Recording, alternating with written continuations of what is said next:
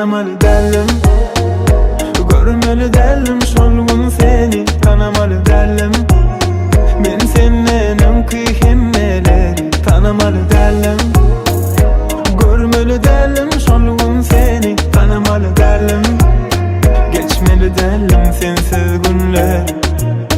Seni sevip düşündüm, gerekten başkalar bana.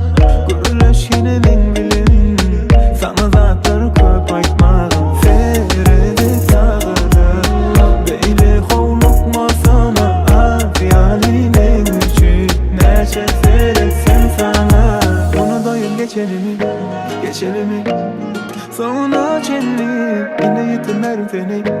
Yakalayamam seni, tanımalı derdim. Görmeli derdim şolgun seni, tanımalı derdim. Men senden kıymetleri tanımalı derdim. Görmeli derdim şolgun seni, tanımalı derdim. Geçmeli derdim sensiz günler.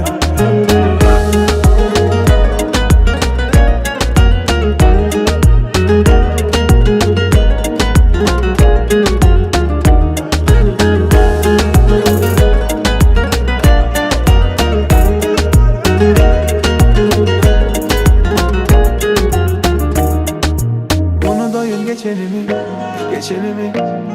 Sonra çenli, yine yitirmerim seni. Yakalayamam seni, tanımalı derdim. Görmeli derdim şolgun seni, tanımalı derdim. Men senden kıymetleri tanımalı derdim.